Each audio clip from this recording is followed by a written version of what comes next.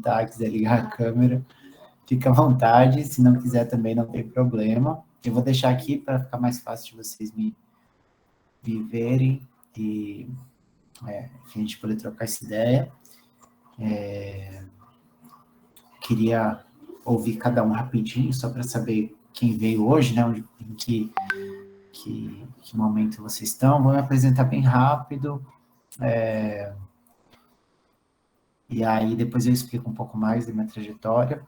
Mas a ideia é que seja um papo mais aberto aqui. Eu até tenho uma apresentação, alguns conteúdos, mas eu tenho aproveitado mais, e acho que o pessoal também tem aproveitado mais os papos abertos, com questões mais aplicáveis aí à realidade de vocês. Beleza?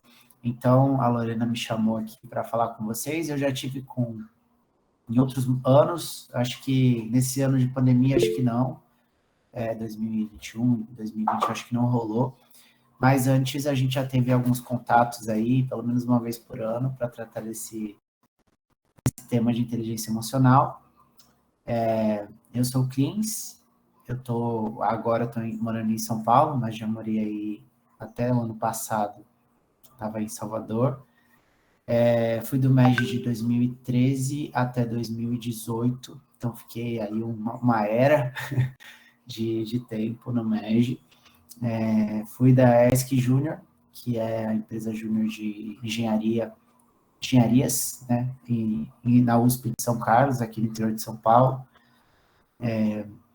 Fiz engenharia mecatrônica, e aí, depois da EJ, participei um tempo da FEGESP, né, a federação aqui do estado de São Paulo, e também fui da Brasil Júnior, passei 4 anos na Brasil Júnior, fui da área de expansão primeiro, então ajudei a fundar e confederar aí algumas federações, né, estaduais, principalmente na região norte do Brasil.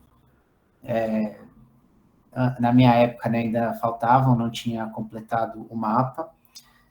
E aí fui diretor no ano de 2017, fui vice-presidente de gestão, e em 2018 fechei o ciclo como presidente do conselho lá da Brasil Júnior, que foi o ano em que a gente encerrou um ciclo estratégico, né, um planejamento estratégico, planejou e executou e lançou o ciclo 2019, 2021, e vocês já estão no outro ciclo, né, no ciclo seguinte da estratégia trienal aí do MEG.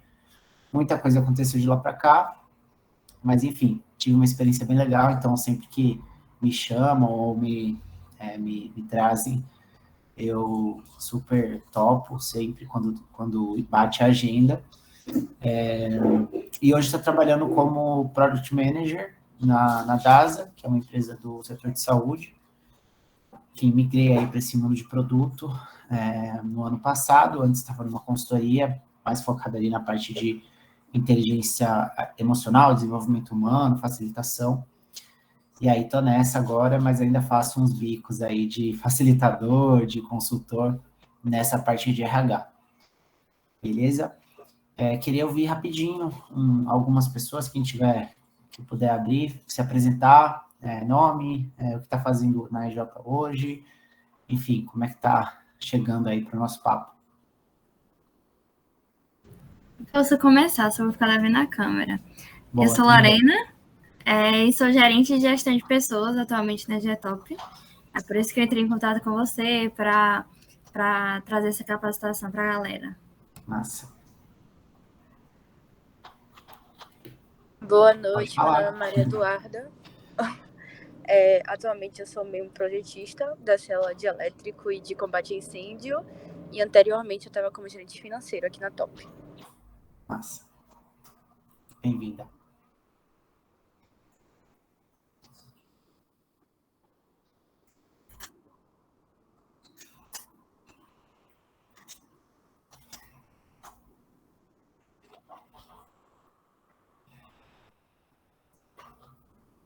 Boa. Suiane, trainee. Boa noite, meu nome é Edson Júnior e eu sou trainee também aqui da Getop. Boa noite.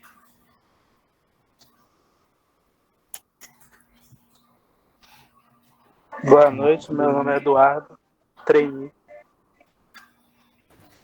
Boa noite, sou João. Eu sou trainee também. Boa noite, Diego, também sou trainee. Boa noite, eu sou Ravel, também sou trainee. Trainee tá em peso aqui hoje na reunião. Boa noite, sou Luan e também sou trainee. Boa noite, sou Ruana, sou gerente de pesquisa e desenvolvimento aqui na GETOP. Boa noite, sou Evelyn e atualmente sou gerente financeira aqui na TOP.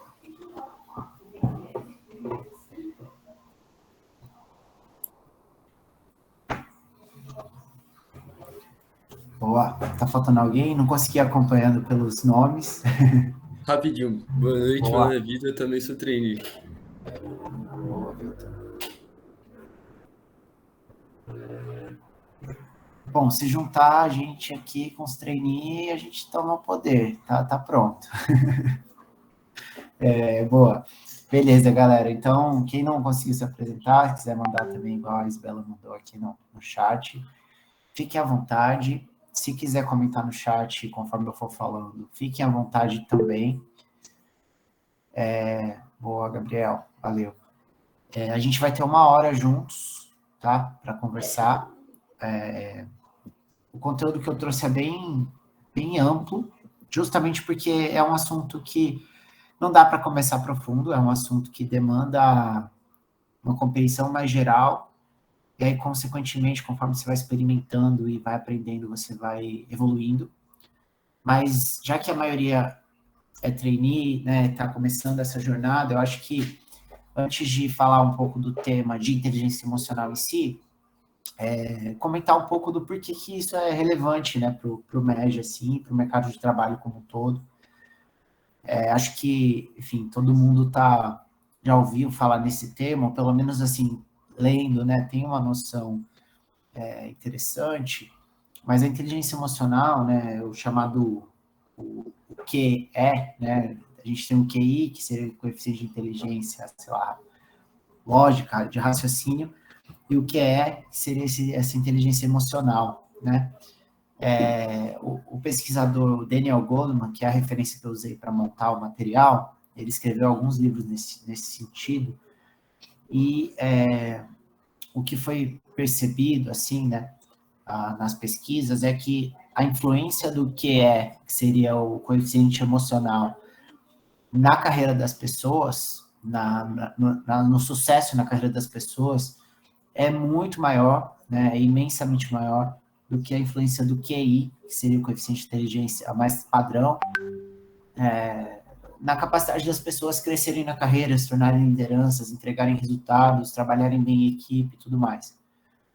Então, enfim, as empresas em geral têm percebido cada vez mais isso, e a competência de inteligência emocional passa a ser algo que é um diferencial mesmo, né? Tem até uma pesquisa que fizeram com crianças, enfim, super pequenas, que elas tinham um desafio de pegar, por exemplo, assim, você recebia um bombom, né? E aí você falava assim, olha, eu vou sair da sala, né? O cientista lá falava, eu vou sair da sala, e se quando eu voltar você não tiver comido o bombom, eu te dou mais um, né? Então você fica com 2, mas você tem que segurar a sua vontade de comer o bombom, né? E senão você só fica com 1, basicamente isso, assim. E é muito engraçado o vídeo, depois eu tento pegar o link para vocês, mas porque eles ficam filmando, né? Então fica ali a criança se segurando, olha para o bombom, olha para cima, fica tentando se distrair e tal. Na prática, é o que eles estão tentando fazer. Eles estão tentando avaliar o autocontrole, né? A capacidade de, para receber um resultado mais significativo depois, né? A pessoa ser capaz de segurar o impulso emocional ali, que seria de pegar o bombom e comer logo, né? E eles perceberam que existia uma relação direta, claro, é uma pesquisa que não foi só isso, mas enfim, é um TED que apresenta esses vídeos e tal, depois eu pego, mas que existia uma relação muito, muito interessante entre as crianças naquele estudo que conseguiram manter-se, né, controladas, e a capacidade delas prosperarem depois na escola, na faculdade, na vida profissional, né? Então, essa competência de autocontrole, né, da capacidade de, diante de uma vontade muito grande, de um impulso muito grande, saber ponderar e agir de uma maneira mais racional, muitas vezes colocava, né, essas pessoas em situações mais confortáveis no futuro. Então, foi um estudo de anos, e eles perceberam que o desempenho, em geral, tinha relação com essa capacidade. A boa notícia é que isso não é uma coisa inata, né? Não é uma competência que ou você tem ou você não tem. É uma coisa que você desenvolve conforme você treina, assim como qualquer habilidade que você quiser, comunicação, liderança, né? Capacidade de mexer no Excel, capacidade de, enfim, executar projetos e tal. A inteligência emocional é uma competência que você aprende, executa, repete, vai desenvolvendo, e com o tempo você vai otimizando isso, né? O ponto é que nem todo mundo está disposto né, algumas pessoas podem até ter uma pretensão, talvez, né, pode até ter uma facilidade maior, mas não quer dizer que o jogo está perdido, assim. Então, a gente tem alguns parâmetros para avaliar o que seria essa inteligência emocional em si, mas o ponto de boa notícia, né, é que é um processo que todo mundo pode desenvolver. E a segunda boa notícia é que o MEG é um laboratório incrível para vocês desenvolverem essa competência, porque o MEG vai te colocar em situações onde a inteligência emocional vai ser necessária, né? Então, situações de projetos dando errado, prazos chegando e a gente não sabendo o que fazer, como lidar, cliente metendo pau sei lá, na nossa entrega, meta para bater, a pressão para correr atrás da meta, você ter que fazer uma apresentação e você nunca ter falado em público, você ter que liderar uma equipe, você nunca ter liderado ninguém, né? A gente é colocado durante meses ou anos, dependendo de quanto a pessoa fica, em situações de desconforto emocional, basicamente, né? Fora da zona de conforto, no caso, e que vão te dar a oportunidade de experimentar. E é claro que a gente vai cometer erros e acertos ao longo do processo, né? Então, para mim, eu tive uma jornada muito longa. Então, assim, a minha última experiência foi como presidente do conselho, que é um cargo que direciona, né, o Conselho Nacional, as federações, os conselhos das federações como um todo, e talvez seja um dos cargos que mais exige inteligência emocional no MEG, porque ele vai lidar com o comitê de ética, né, com casos muito críticos de ações de empresários juniores que ferem ali o comitê, você tem que lidar com essas situações, então isso bate muito na inteligência emocional. Tem que lidar com a tomada de decisão nacional, né? Então a gente decidia com o federal, não o estado, a gente decidia desfederar, no caso, ou não, né? Decidia qual seria o próximo planejamento estratégico, onde a gente faria o ENERG, né? Decisões muito grandes que envolviam muita gente e precisava de alguém para conduzir esse grupo. Então, assim, só que para eu chegar nesse estágio de poder liderar esse conselho, e as pessoas confiam, assim, porque é uma eleição, né? As pessoas olharem para mim e falar, pô, o Clins, ele tem essa capacidade, foram 5 anos ali de treino mesmo, né, para assumir, e com muitos erros no caminho, assim, né, de fato, errar em tomar decisões, não conseguir tomar boas decisões, né, e acabar demorando demais, em não saber lidar com situações de ferimento ao código, por exemplo, ou de viver situações nesse sentido, e talvez não ter as ferramentas na época para fazer, de não ter o controle emocional mesmo e acabar me prejudicando pessoalmente, de, sei lá, ter uma relação ruim com o trabalho, trabalhar demais, dormir pouco, errar coisas bestas, assim, por ter dormido pouco, falar besteira numa apresentação, enfim, perder a cabeça em algum sentido, tipo alguma reunião que você fica estressado e fala coisa que não queria falar e tal. Então,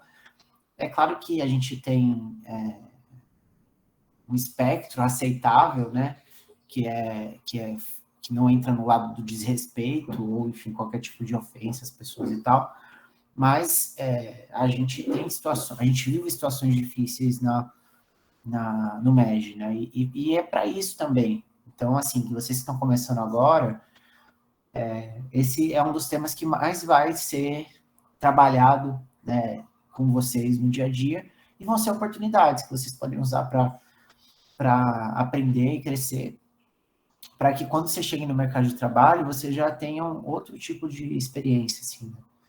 Então, para mim, fez uma diferença gigantesca já cair no mercado de trabalho, tendo vivido tudo isso, fora do MEG, dentro do MEG, para ir para fora do MEG, porque, de fato, assim, a experiência é muito mais leve. Você fala, pô, as situações que acontecem, você fala, já passei por algo parecido e eu estou conseguindo me adaptar aqui. E aí, consequentemente, a gente se dá melhor, né, nessas funções mais rápido, muitas vezes, do que quem não teve essas oportunidades antes. Então, tanto na consultoria, na tribo que eu estava, quanto na DASA, eu tenho crescido numa velocidade, em geral, maior do que pessoas que não passaram por experiências como essa, não por uma questão de competência minha específica, mas porque muitos dessas coisas que eu preciso fazer no dia a dia de competência de soft skill, né, de comportamental, eu já venho desenvolvendo há muito tempo. Então, no caso, eu trabalho com gestão de produto, né, e aí entra, de fato, priorização, capacidade de negociação, capacidade de comunicação entre áreas, é muito mais um cargo relacional do que um cargo técnico, né?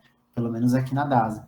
Então, eu consegui, mesmo entrando um pouco depois na carreira, eu consegui me adaptar muito bem justamente por conta disso.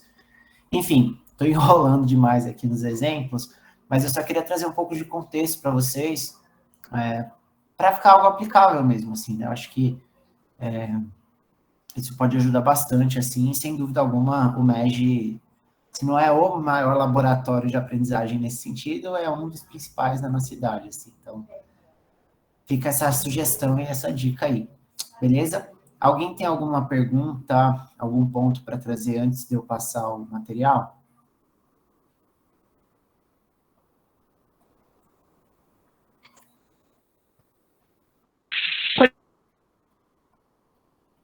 Por enquanto, não. Por enquanto, não? Tá. Vocês estão me ouvindo bem? O som tá tranquilo? Tá falhando ou não? Estamos te ouvindo bem, sim. Boa. Beleza. Se falhar também, comentem aí no chat e a gente vai seguindo. Beleza. Então, compartilhando a tela aqui. Uma janela.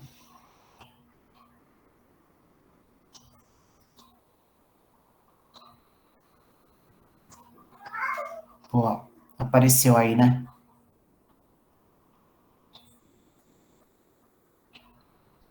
Show.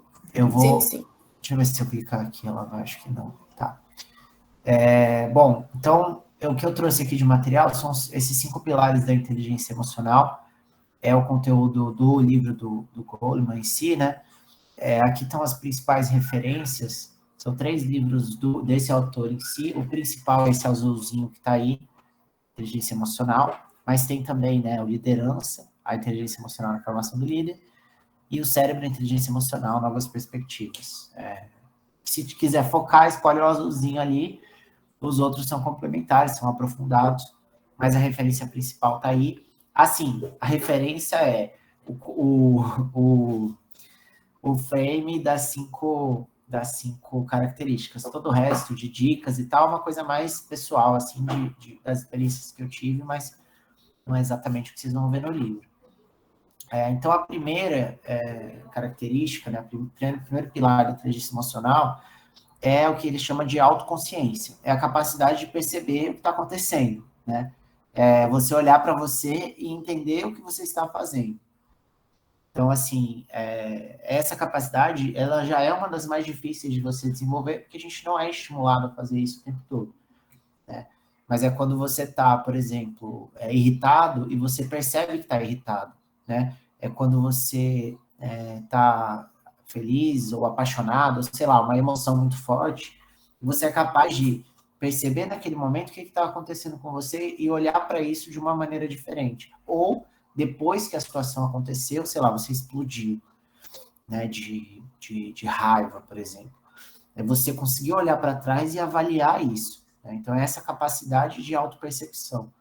É como se, não sei se vocês já assistiram Divertidamente, aquele filme da Pixar, né? Mas é como se você fosse capaz de olhar para dentro e perceber as suas próprias emoções interagindo.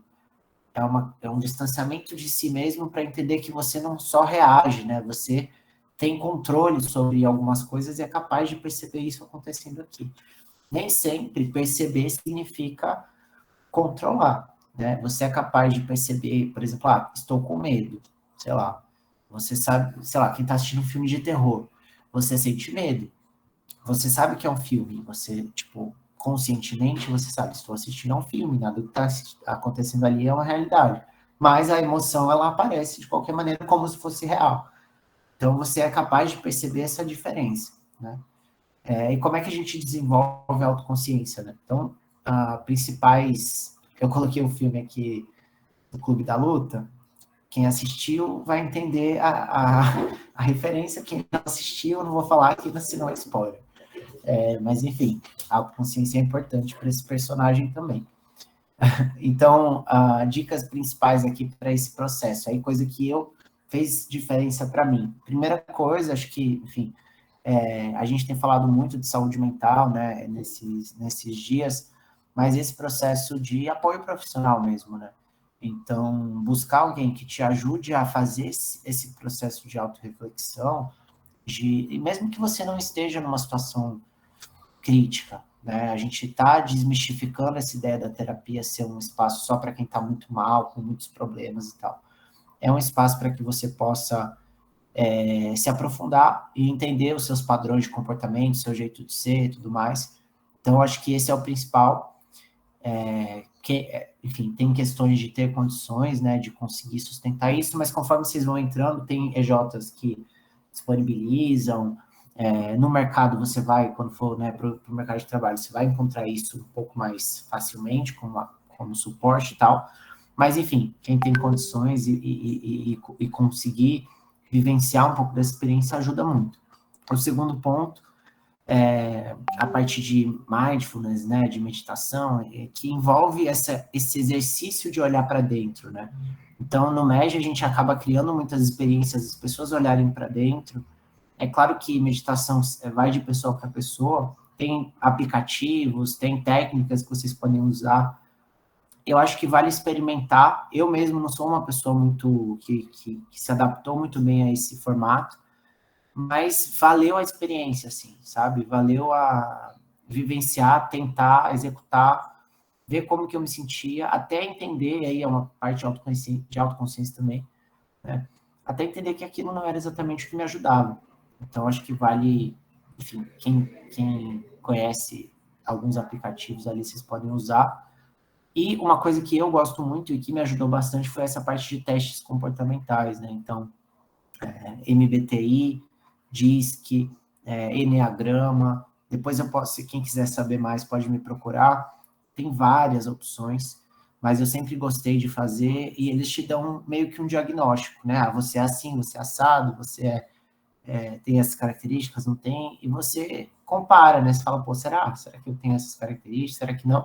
Você já está fazendo um processo de autoconsciência, né? De olhar para você e entender um pouco mais a fundo ali o que está acontecendo.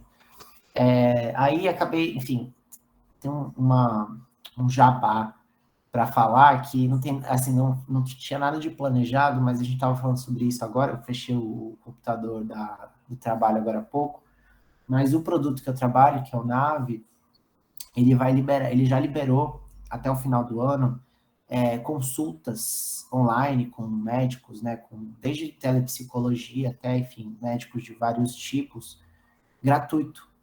para quem quiser fazer, assim. Então, enfim, se vocês tiverem interesse, é só se cadastrar no Nave e fazer. Enfim, não tem custo, não tem nada, e vocês ainda podem, né, aproveitar um pouco para experimentar.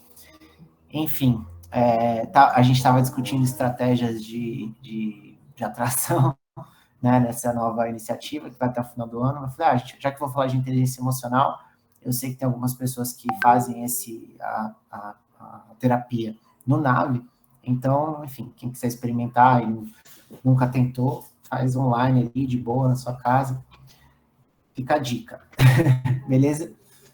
Segundo pilar do autoconhecimento, da inteligência emocional, é o chamado autocontrole. Então, como eu falei, nem sempre vocês podem ser capazes de perceber, mas não ser capazes de controlar. Isso é normal. A gente não controla a emoção que a gente sente, né? A gente controla a nossa reação a ela. Então, assim, você não consegue controlar assistindo filme de terror se você vai sentir medo ou não, né? Mas você consegue controlar se você vai, sei lá, desligar a TV e sair, ou se você vai fechar o olho, ou se você vai fazer alguma coisa, ou não. A gente não consegue controlar o sentimento da raiva quando ele aparece. Ele vai aparecer, mas você consegue decidir se você vai ficar quieto e esperar passar, ou se você vai falar alguma coisa com risco de machucar alguém, falar uma besteira e algo que você não queria dizer. Existe essa capacidade de autocontrole, ou seja, a capacidade de reagir a uma emoção depois que ela está acontecendo com você, né? Então, assim, quanto mais autoconsciência, que é o primeiro aspecto, melhor a gente consegue também trabalhar essa parte de autocontrole. E aí a dica, assim, não tem segredo aqui, é claro que é uma coisa que você vai treinando, mas o que a gente erra demais no MEG é não estar saudável para ter autocontrole, no caso. Então, o básico, assim, e assim, eu trago isso porque é o básico e as pessoas não executam, não cumprem. Se você não tiver com boas horas de sono, se você não estiver bem alimentado, se você não estiver fazendo exercício físico, se você não estiver respirando bem, você provavelmente vai diminuir a sua capacidade de autocontrole. Isso é uma correlação direta, tá?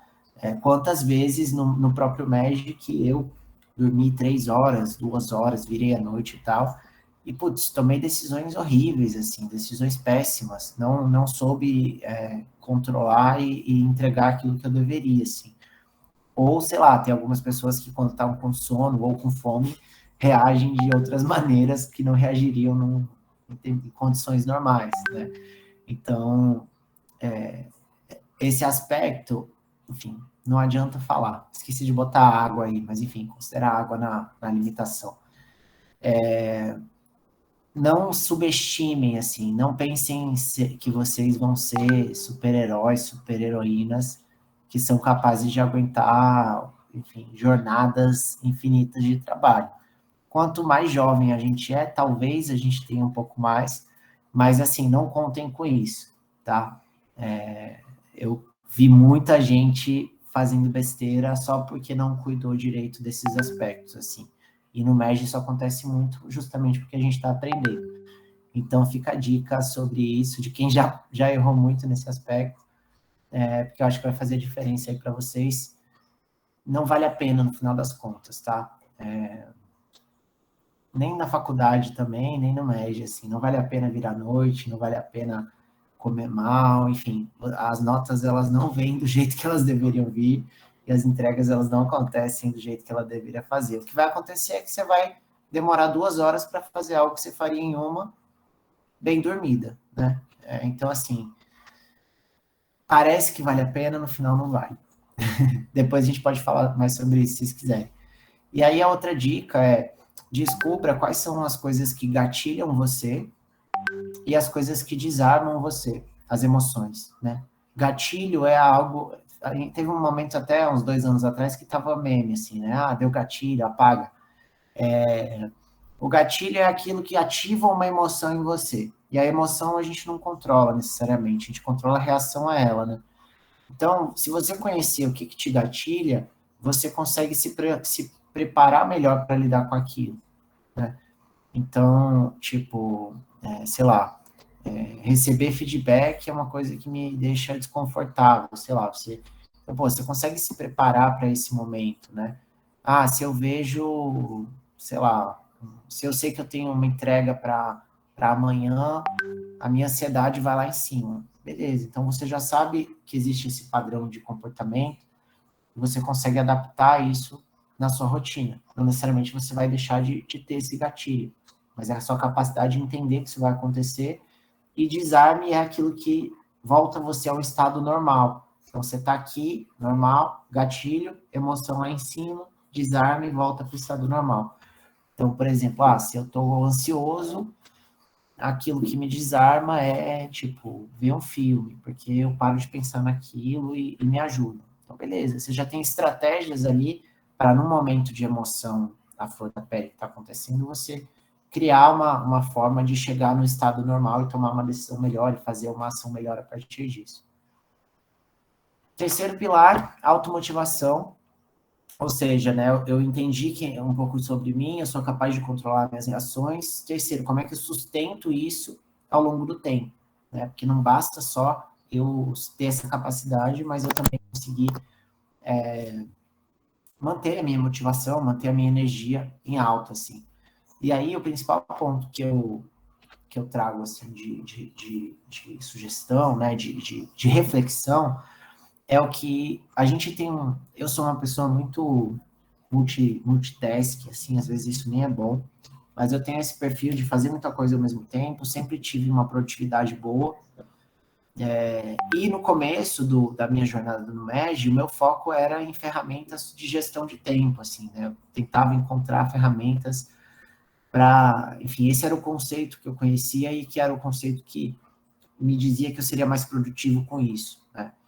E, enfim, tive que passar por essa experiência para ver que também não era exatamente como eu gostaria de fazer, mas o que eu percebi, o que eu aprendi nesse processo é que, mais do que tempo, a gente tem que falar de energia, né? Então, como eu falei, se você está com uma noite mal dormida, você vai demorar mais tempo para fazer a mesma atividade. Então, assim, não necessariamente é uma questão de tempo, né, de aproveitar bem o seu tempo. Pô, se você conseguir fazer o que você tinha que fazer em 8 horas, em 4, maravilha. Tipo, você não precisa, enfim, continuar às 8 horas fazendo coisas simplesmente porque existe uma regra social de que esse é o tempo que se trabalha, né? A gente está questionando cada vez mais essa questão de tempo de trabalho. Então, pô, a pessoa que trabalha 12, 13, 14 horas, eu estou falando assim, estou falando de um cenário de movimento empresa júnior, de trabalhos mais não tão manuais, assim, né? Eu não estou falando de todos os casos de emprego, né? Tipo, só para reforçar isso, assim, né? Porque existem trabalhos que não é sobre a capacidade intelectual, necessariamente, de você criar coisas e gerir coisas e tal. Às vezes é uma questão mais operacional, e aí, de fato, também, se eu trabalhar 12 horas, 6 dias por semana, essas 12 horas não vão ser tão produtivas assim do que se eu trabalhasse 8. A gente tem batido muito nessa tecla, nesse movimento do 4 dias de trabalho, né? Não porque as pessoas vão trabalhar menos, mas porque elas vão produzir mais, porque, enfim, os experimentos têm mostrado isso, né? As pessoas, quando têm bons tempos de descanso, bons tempos de respiro, elas aproveitam melhor o tempo de trabalho. E isso tem a ver mais com a energia. A gente não é máquina, né? Não dá para botar 24 horas operando e vai ter o mesmo desempenho. A gente tem outro funcionamento, assim. Então, perceber quais são as atividades que vocês mais gastam energia, menos gastam energia, e encaixar isso na rotina, ajuda muito a vocês manterem a motivação. Eu, por exemplo, trabalho remoto desde 2017. Eu sei que se eu passar o dia em reunião, se eu começar a ter reunião, sei lá, às 9, e, tipo, tiver até o final do expediente, quando chegar 4 da tarde, assim, eu não vou estar prestando atenção em mais nada. Tipo, já conheço esse modelo de trabalho em si e percebi que, putz, eu não posso encher meu dia de reunião porque elas não rendem, né? Aí chegou 4 horas, até o final, eu vou estar, tipo assim, disperso, sei lá, em outro mundo. E vou perder esse tempo, né? Então, essa é uma das coisas que eu percebi. Eu não posso encher o meu dia de reunião. Não porque eu não tenho tempo para fazer essas reuniões, mas porque eu não tenho energia para isso. Né? Ao mesmo tempo, quando eu trabalhava com facilitação, eu também sabia que eu não podia marcar facilitação 5 dias na semana. Mesmo que fosse um workshop de 6 horas, que é muito cansativo. Então, eu tinha que marcar, sei lá, no máximo 3 dias por semana, para dar um tempo de descansar a cabeça e fazer outros trabalhos mais individuais, né, mais manuais, senão eu não conseguiria entregar com qualidade. Então, vocês olharem, aí entra a autoconsciência de novo, vocês olharem para como vocês estão trabalhando, o que cansa mais vocês, o que não cansa tanto, e equilibrar isso na agenda vai fazer com que vocês consigam se manter motivados, essa automotivação, manter a sua energia de trabalho, a sua energia de fazer as coisas mais consistente. Né?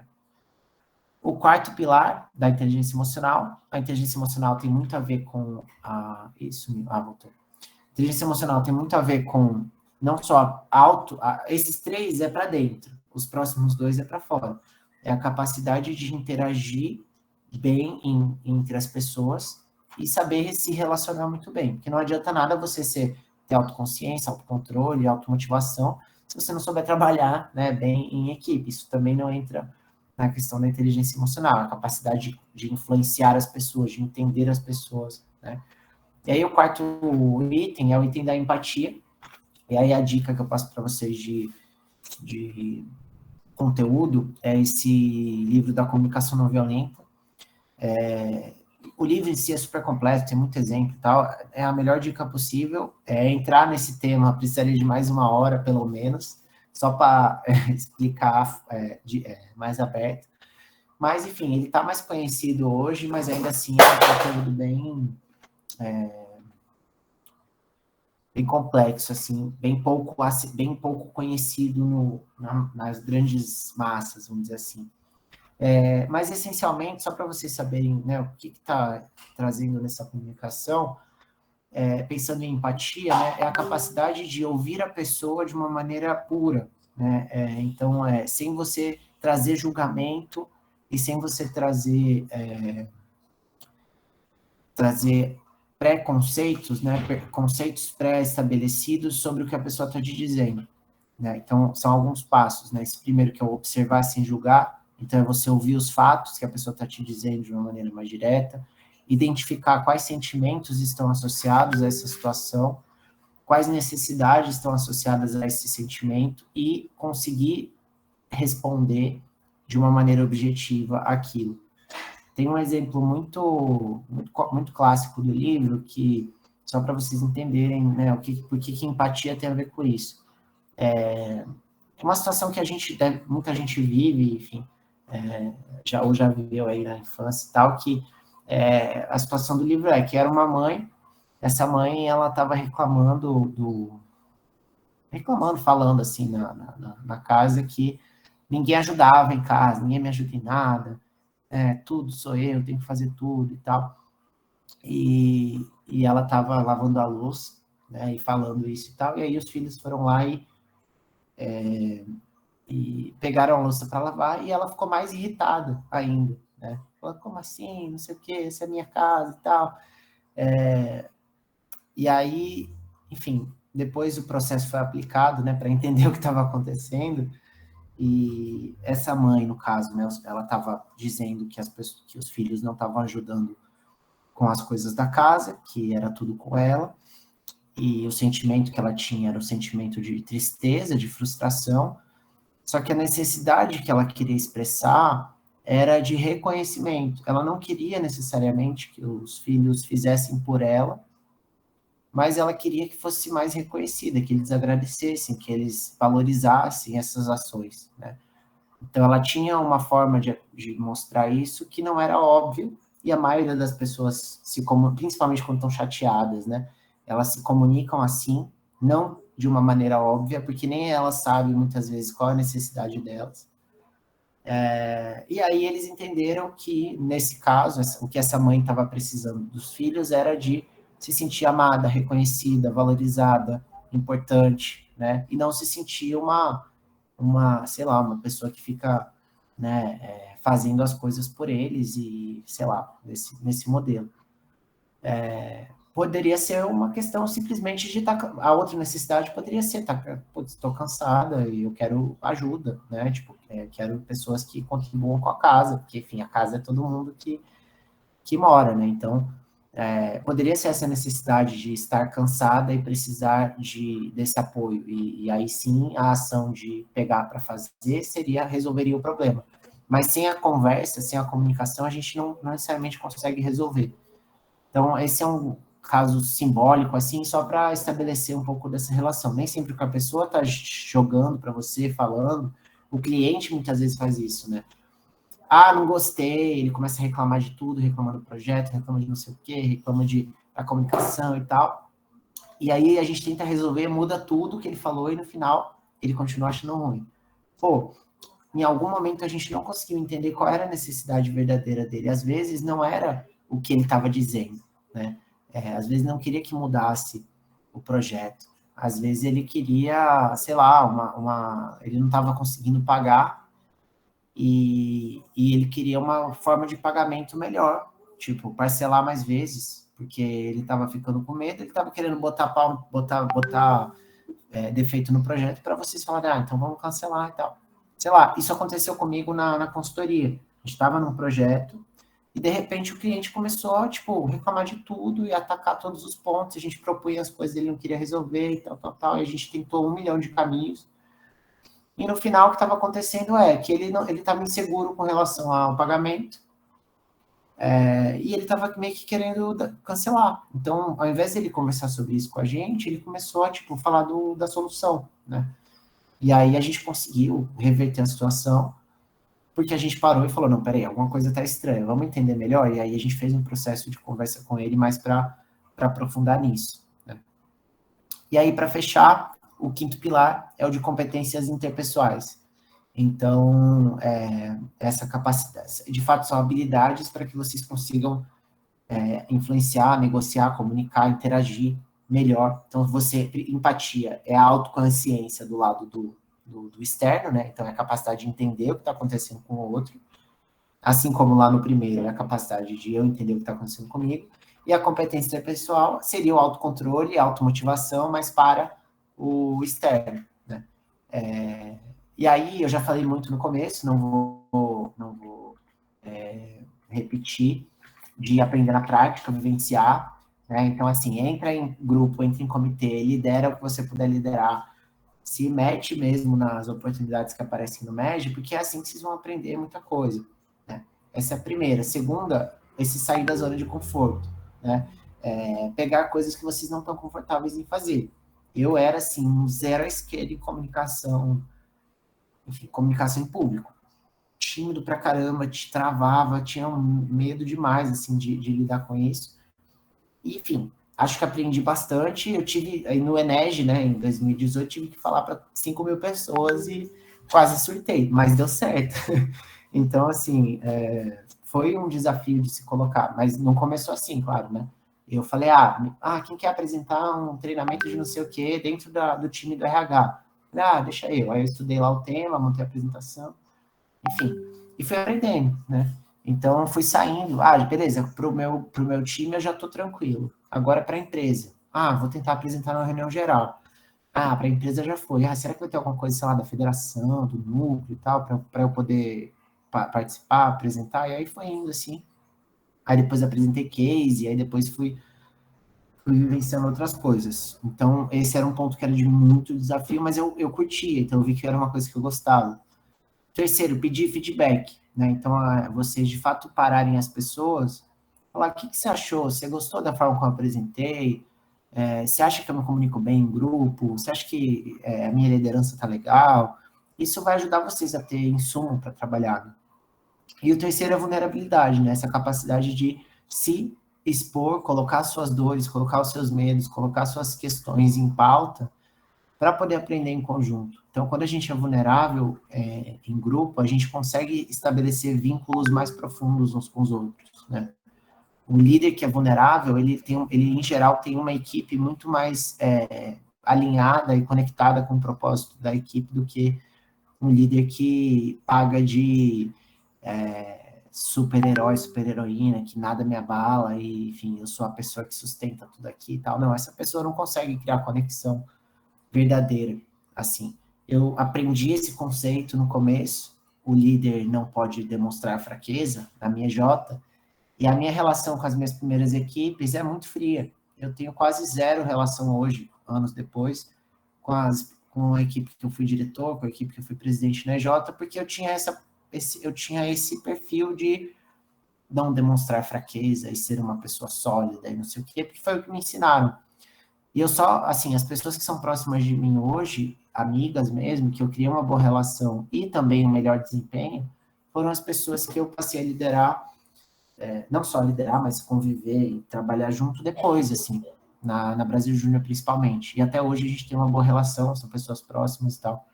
Então, também tive esse choque aí, né, na vida de MEG. Então, só para relembrar aqui, rapidinho, 5 pilares: autoconsciência, a capacidade de entender o que está acontecendo com você; autocontrole, não é controlar as emoções, mas é controlar a sua reação a elas; automotivação, é a capacidade de gerenciar a sua energia para que você não fique entre picos e vales, né? Tipo, sempre tem uma estabilidade. Empatia, que é a capacidade de entender o outro, né? Essa capacidade de compreender o que está acontecendo com o outro. E competências interpessoais, que é essa capacidade de criar uma boa interação, negociação, comunicação e tudo mais entre pessoas. Beleza? Bom, gente, como eu falei, não dá para aprofundar muito, o tempo também é um pouco curto. Espero que vocês tenham gostado do conteúdo, assim, das reflexões. Temos ainda alguns minutinhos, se vocês querem fazer perguntas. Aqui está o meu contato, se vocês quiserem mandar alguma pergunta também, fique à vontade. LinkedIn também, bote cleans lá, que vocês vão me achar, porque, enfim, não tem muitos. Mas é isso, espero que tenha ficado uma boa reflexão para a vivência de vocês aí no MEG, essa experiência de trainees também, né? E queria saber se tem alguma pergunta, algum ponto para trazer, comentário.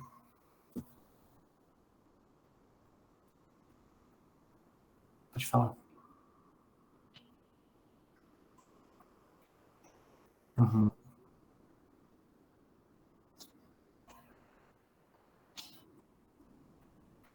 Uhum.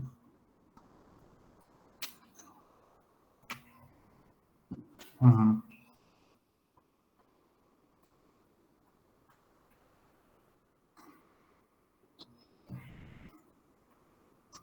Boa.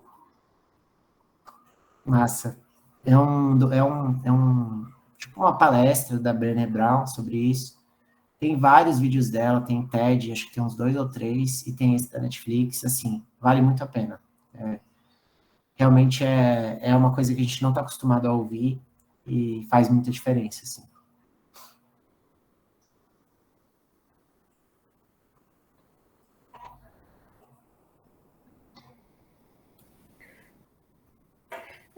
Do meu lado, foi muito mais no sentido de... Eu já venho estudando um pouquinho sobre esse tema há um tempo, né? Porque cada fase, às vezes, se duvida da própria inteligência emocional em alguns momentos. Só que é um aprendizado que eu sempre gosto de abraçar quando a gente fala um pouco de inteligência emocional, é de que, geralmente, a gente começou no começo. Não é sobre você não ter o sentimento, não é sobre você não sentir algo, é sobre você saber como reagir àquilo. E eu sinto que, às vezes, muitas pessoas, às vezes, confundem um pouco, sabe? Você inteligência emocional, você não reaciona a nada, né? Como se você não se importasse. Como se algo não te afetasse em nenhuma escala. Quando, na verdade, é você ter aquele autocontrole acerca dos efeitos que aquele sentimento tem em você. Nas suas ações, na sua fala, etc. Exato. Então, eu gosto bastante por conta desse viés, saber diferenciar, claramente. O que você falou é muito importante mesmo, porque é isso que você disse, a pessoa que não se abala, na verdade, ela tem menos inteligência emocional por não conseguir ler as emoções também. Então, você precisa empatizar, você precisa sentir. Se você não sente, você não reage de acordo com aquilo, assim. Por exemplo, se tá pegando fogo no prédio, você não chega e fala ao pessoal, então tá pegando fogo aqui, vamos saindo pelas escadas de boa e tal. Não, você precisa de reação emocional também, você não vai sair gritando, não, espera aí, eu preciso de energia para lidar com essa situação. Se eu não me abalo com aquilo, se eu não me adapto àquele mood, né, aquele momento, eu também não estou agindo da melhor maneira nesse sentido, né? Então, existe uma necessidade de você ter, por exemplo, o senso de urgência, né? Ele é uma emoção, ele é uma reação, ele é uma emoção que envolve essa inteligência emocional em momentos de crise, em momentos de medo muito alto, ou de ansiedade muito alta. Uma ansiedade ou medo muito alto que tenha maturidade se transforma muitas vezes em senso de urgência, né? Que é esse momento de você parar e falar, bora lidar com isso, bora enfrentar isso, bora resolver, né? O inverso disso seria, sei lá, uma paralisia, né? Um momento de estagnação e tal. Então, o desafio a inteligência emocional, ela tem muito a ver também com a resiliência emocional, né? Ou seja, a capacidade de você ser estressado, né, a um ponto, numa emoção, e conseguir retornar ao estado de estabilidade depois. Você passa por aquilo, lida com aquilo, e você, em algum momento, consegue reestabelecer uma estabilidade. Então, bem legal o que você falou, assim, a pessoa que não se move com as emoções, que as emoções não perpassam ela não está, por exemplo, ela não está praticando bem esse processo de empatia, né? Então, ela não está conseguindo, de fato, ter essa inteligência emocional, porque ela vai ser pedida em diferentes momentos, né?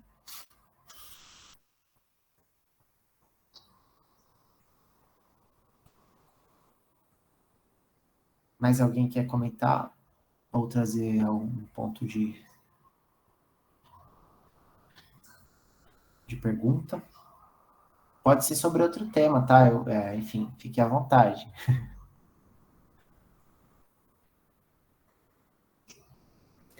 Às vezes eu sinto que, tipo, um momento que às vezes muitas pessoas paralisam a um certo nível é quando ela está no momento de receber, às vezes, muitos feedbacks, às vezes negativos, ou ser colocada à prova, sabe? Em teste, naquele momento. Então, acho que é uma situação um pouco, até uma das mais difíceis mesmo, de ter essa inteligência emocional e saber como lidar naquele momento, sabendo que qualquer coisa a ser dita, a qualquer momento pode ser o famoso usado contra você, ou sair daquela linha ali e ser vista de uma forma diferente, errada, né? De uma forma diferente do que você quer passar.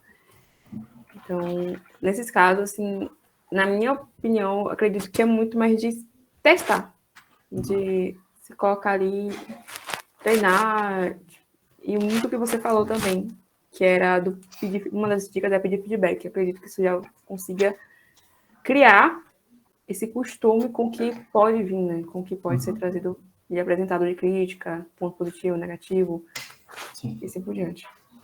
Com certeza. Eu acho que assim, para média, você falou disso, eu lembrei logo de sabatina. Sabatina é esse momento, né?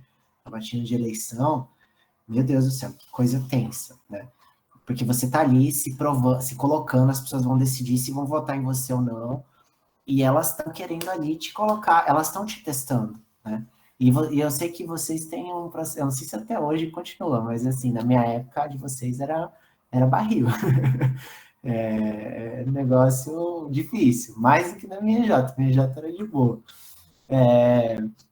Então, assim, o processo sabatina é um processo interessante, mas acho que no caso da IJ, a gente tem um acordo coletivo de ninguém está aqui para te ferrar. Tipo assim, se as pessoas estão fazendo isso, é porque elas estão querendo te testar mesmo, mas existe uma boa intenção, em geral, nem sempre é só boa intenção, mas a gente confia que nesse ambiente existe segurança para falar, não, ó, quem está me perguntando está fazendo isso por um objetivo X, né? Você não está sendo atacado pessoalmente, né? Isso ajuda, pelo menos, a você, enfim, compreender melhor a situação, porque senão você arruma uma briga e tem gente que você nunca fala mais, assim, né? Depois de uma pergunta na sabatina. Então, acho que, assim, se colocar,